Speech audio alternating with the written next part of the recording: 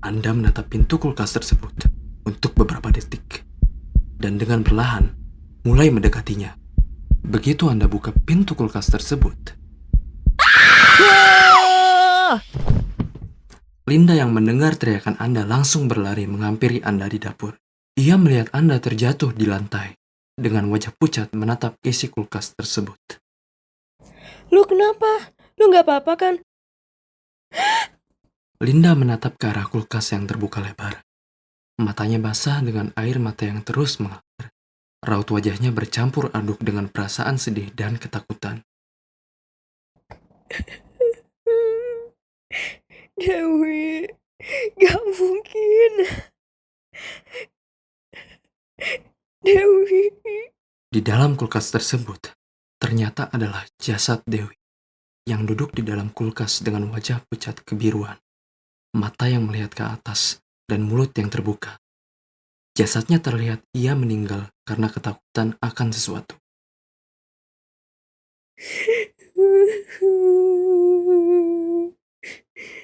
Cepetan, Dewi. kita pergi dari sini. Enggak. Dewi. Linda yang terpukul dengan kematian sahabatnya yang tidak wajar, terdiam di lantai, dan tak kunjung beranjak dari lantai. Apa yang akan Anda lakukan?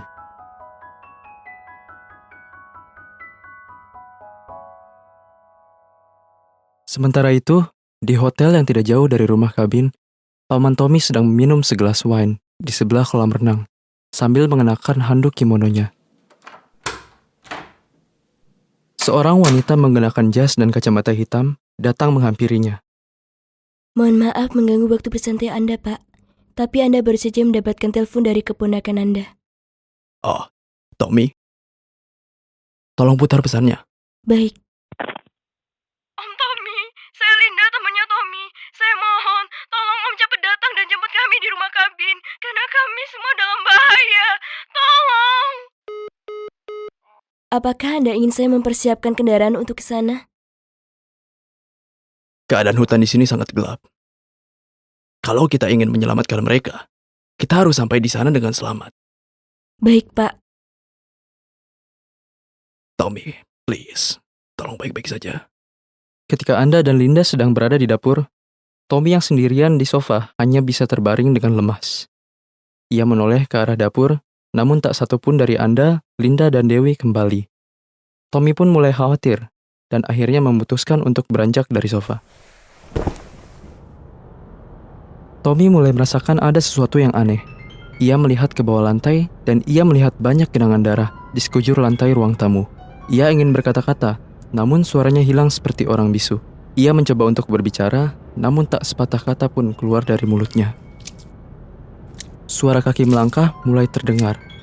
Tommy berkeringat dan seluruh tubuhnya gemetar.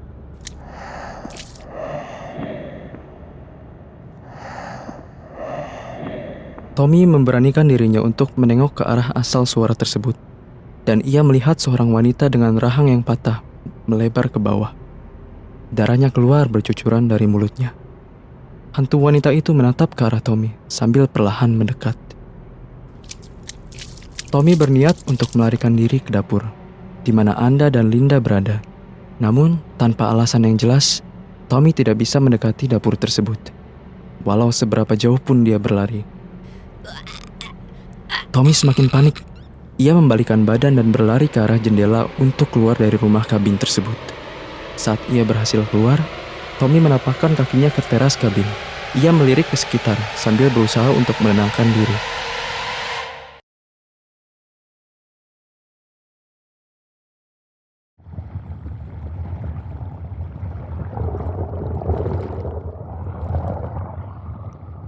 Tommy menoleh ke arah kolam renang dengan hati-hati.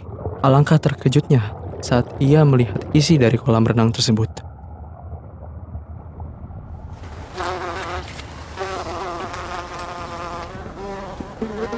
Kolam renang yang tadinya hanya berisi air biasa berubah menjadi kolam yang penuh dengan mayat para wanita.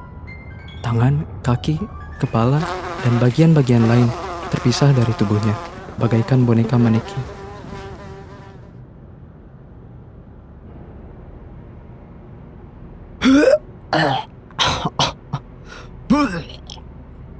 Begitu mendengar suara makhluk halus itu lagi, Tommy bergegas berlari melewati kolam yang penuh mayat tersebut.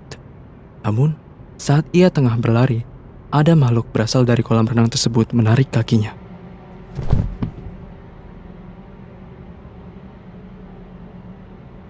Makhluk itu menarik kaki Tommy dengan sekuat tenaga untuk menariknya ke dalam kolam.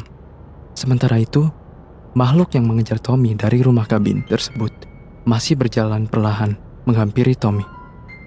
Tommy yang terjatuh di sekitar kolam renang mulai panik dan melihat ke sekitar.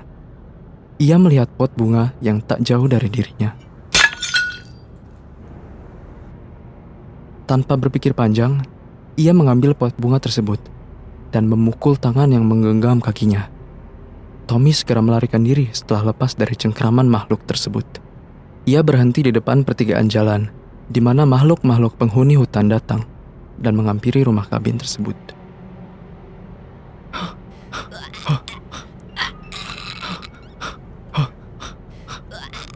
Tommy terkepung dengan makhluk-makhluk halus tersebut.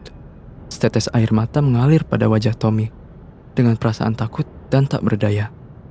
Ia berjalan mundur menjauhi para makhluk halus yang mulai berjalan menghampirinya. Tommy terus berjalan mundur, lagi, dan lagi. Sampai akhirnya, ia terpojok di pinggir tebing, di mana ia melihat wanita yang hendak melompat tadi sore. Tommy melihat ke bawah tebing, banyak batu-batu tajam yang siap untuk menusuk tubuhnya. Ia melihat ke arah makhluk halus yang mengerumuninya. Kemudian, ia menghentangkan kedua tangan ke samping dan terjun bebas dari tebing. Para makhluk halus tersebut berdiri di pinggir tebing sambil melihat ke bawah, di mana jasad Tommy tertusuk-tusuk oleh batu-batu tajam dan beberapa organ dalam yang terlempar di pasir pantai.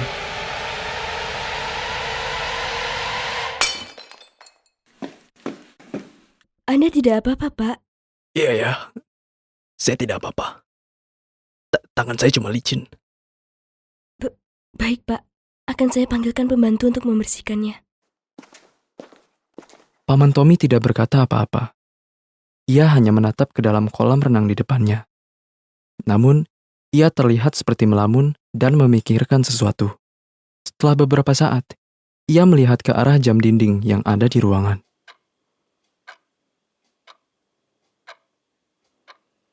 Tiga jam lagi sampai fajar.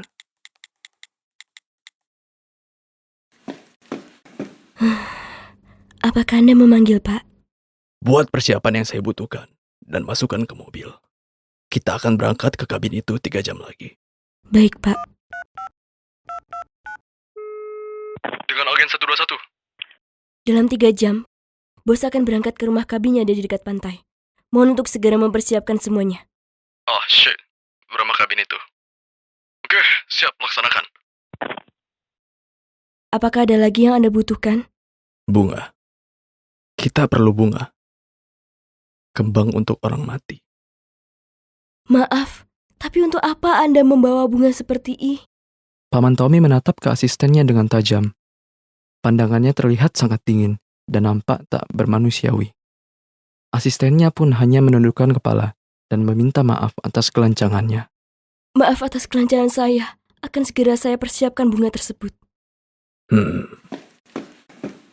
Setelah asisten itu pergi dari ruangan, Paman Tommy kembali melamun sambil menatap ke arah kolam renang tersebut. Untuk sesaat, tatapannya berubah menjadi sangat dingin, seperti serigala yang melihat kepada mangsanya.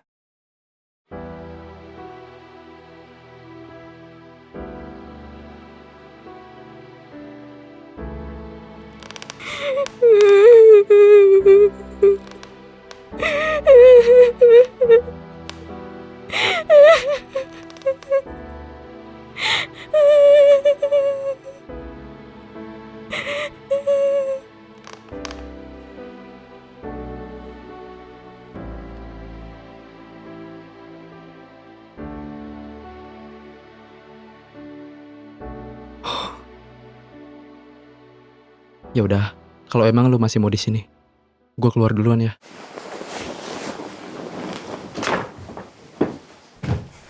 Anda pergi meninggalkan Linda di dapur dan kembali ke ruang tamu. Anda melihat Tommy yang sedang duduk di sofa. Kepalanya menunduk ke bawah dan diam tak bergerak sedikit pun. Tom, lu gak apa-apa? Tom, lu napa aneh gitu deh? Tommy menghiraukan Anda dan berjalan ke lorong kecil di samping kamar Anda. Tommy membuka pintu rahasia yang tersembunyi di balik karpet tua. Lalu ia berdiri dan menunjuk ke arah pintu tersebut. Lu mau gue masuk ke dalam situ? Tommy hanya terdiam. Tangannya masih menunjuk ke arah pintu tersebut. Sesosok wanita dengan rahang yang patah tersebut muncul dari belakang Anda dan mendorong Anda masuk ke dalam pintu rahasia tersebut. Wah. Tom, tunggu dulu Tom. Sialan. Tom, please, gue mohon sama lu. Jangan apa-apain Linda. Tom. Sialan. Kenapa gue tinggalin Linda sendirian? Anda mendengar suara lagu kotak musik dari pojok basement. Anda menyalakan flashlight yang ada di ponsel Anda untuk melihat ke sekitar. Anda mulai berjalan dan memperhatikan dinding basement tua yang tak terawat. Namun, Anda melihat kembali ke depan. Ada sebuah mainan kotak musik yang amat bagus seperti baru. Anda membungkukkan badan untuk melihat kotak musik itu lebih dekat. Lalu, Anda mencoba untuk mengambil kotak musik tersebut. Itu punyaku. Hah?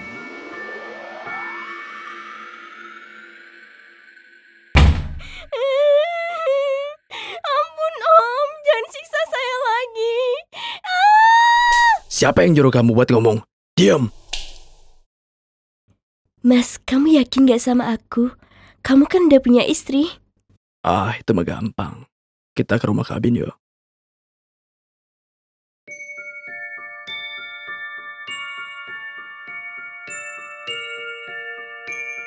Adik lagi apa? Dengerin kotak musik dari papa. Oh, yang dari hadiah Natal kemarin ya?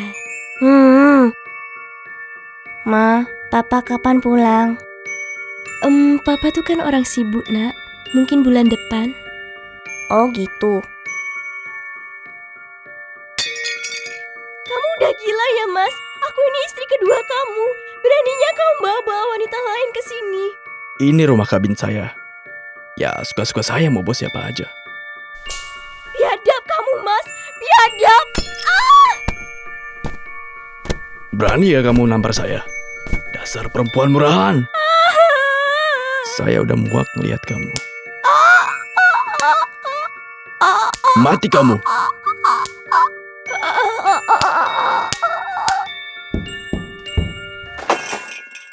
Adek kangen sama papa kan?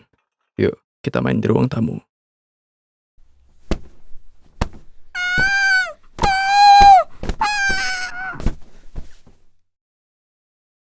Mas, kita jadi nginep di kabin gak?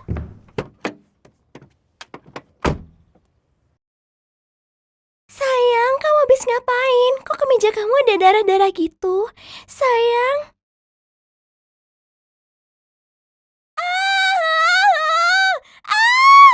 Sayang, kamu kenapa? Diam kamu.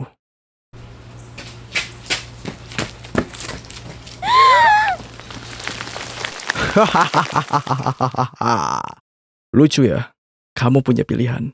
Ingin mati di tangan saya, atau kamu lompat dari tebing. Dasar psikopat kamu. Orang gila. Saya lebih baik bunuh diri dibanding mati sama kamu. Ya udah, sana. Tunggu apa lagi? Saya bersumpah hidup kamu gak akan tenang, Mas. Gak akan. Lapor Pak, semua mayat yang ada di basement, kolam renang, ruang tamu, dan bawah pantai sudah kami bersihkan. Bagus. Jangan sampai ada yang tahu soal ini.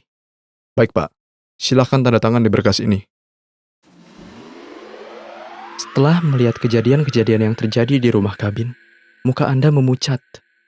Kotak musik yang terlihat baru pun berubah menjadi kotak musik yang sudah hancur dan berdebu. Pintu kayu yang terkunci rapat akhirnya terbuka perlahan. Tommy turun ke basement dan menghampiri Anda. Jadi, selama ini paman lu tuh psikopat, Tom? Iya, gue juga baru tahu. Ternyata paman gue itu nggak sebaik yang gue kira. Sorry ya, lu harus ngelihat hal-hal tadi. Bentar. Jadi lu udah? Ya sorry ya, mulai sekarang gue gak bisa temenin lu main game lagi.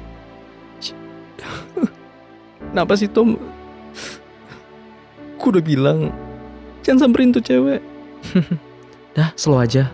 Mending lu selamatin aja si Linda. Gue gak kayak setan-setan lain kok. Gue yang ngebawa lu ke rumah kabin ini. Jadi, gue yang akan mastiin lu kalau lu semua selamat. Cukup gue dan Dewi aja yang jadi korban. Sekarang, lu pergi samperin deh si Linda. Ini udah mau subuh. Dari sini, jalan lurus aja lewatin hutan. Nih, kunci mobilnya. Kasih Tom. Semoga lu tenang di alam sana. Iya, thanks bro. Setelah berpisah dengan Tommy, Anda berlekas naik ke atas dan pergi ke dapur. Lin! Namun, Linda tidak dapat ditemukan dimanapun. Anda merasa panik dan melihat ke dalam kulkas.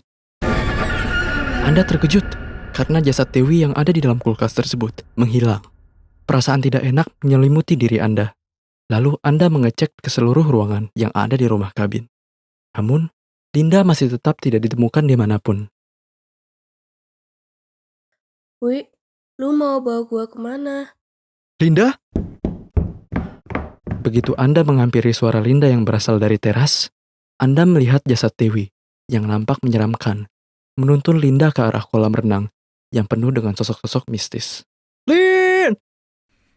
Selagi Dewi menuntun Linda yang tampak tidak sadar dengan keadaan sekelilingnya, kedua sosok wanita dengan rahang patah dan isi perut yang keluar dari lubang di perutnya berdiri di depan Linda, seolah-olah menantinya. Kak, Lin! Sadar Lin! Wi, kamu dengar ada suara nggak? Aku kayak ada dengar suara. Perasaan aku aja kali ya. Begitu Dewi menuntun Linda kepada kedua sosok wanita tersebut, salah satu sosok wanita itu menyentuh dahi Linda dan membuatnya tidak sadar. Kemudian, mereka berdua mendorong Linda ke kolam renang yang penuh dengan makhluk-makhluk mistis. Dewi dan kedua sosok makhluk halus tersebut menoleh ke arah Anda dan perlahan mulai menghampiri Anda. Anda berlari keluar dari rumah kabin tersebut. Namun, di luar Anda sudah dikepung oleh berbagai macam makhluk halus. Anda memaksa untuk menerobos lari ke dalam hutan. Anda terus berlari, menerobos hutan tanpa henti. Anda tidak melihat ke arah belakang dan terus berlari lurus sampai melihat cahaya dari arah depan. Sampai pada akhirnya, Anda berhasil keluar dari hutan dan menemukan jalan raya yang luas. Stop! Tolong, antar saya sampai stasiun. Anda membuang nafas lega karena Anda sudah aman dari jangkauan rumah kabin tersebut. Namun, setelah beberapa menit perjalanan, Anda masih belum juga keluar dari pemandangan hutan yang lebat. Pak, ini kira-kira masih berapa lama lagi ya? Supir di depan pun tidak menjawab pertanyaan Anda. Takut untuk membuatnya marah, Anda duduk diam, melihat kembali ke jendela. Namun, alangkah terkejutnya Anda melihat pemandangan rumah kabin tepat berada di samping Anda. Kedua sosok hantu wanita yang sama berdiri di kedua arah samping mobil Anda. Anda melirik ke depan. Supir yang mengantar Anda pun ternyata tidak memiliki wajah sama sekali. Anda sadar bahwa benar-benar tiada orang selain Anda dan teman-teman Anda di daerah kabin ini. Begitu Anda turun dari mobil tersebut, kedua wanita itu menunjuk ke arah dalam rumah kabin. Anda masuk dalam rumah kabin tersebut. Di dalam, ada Tommy yang sibuk bermain game konsol Anda di ruang tamu. Sesosok bocah laki-laki datang menghampiri Anda. Ia menggenggam tangan Anda dan menuntun Anda ke meja makan di teras. Anda merasa pasrah dan mengikuti bocah laki-laki itu. Lalu, Anda duduk di tempat meja makan yang sudah disediakan. Makanannya terlihat sangat enak. Namun, pemandangan di sekitar sangatlah tidak meningkatkan selera makan. Anda hanya bisa menangis dalam kediaman sambil dikelilingi oleh jasad teman-teman Anda di sekitar meja makan. Tommy datang dengan lubang di perutnya dan beberapa organ tubuh yang keluar. Dewi duduk di samping Tommy dengan wajahnya yang pucat dan urat yang muncul di sekitar matanya. Sementara Linda, ia datang dan duduk di samping Anda dengan wajahnya yang kebiru-biruan dan matanya yang berubah menjadi gelap hitam. Mari makan.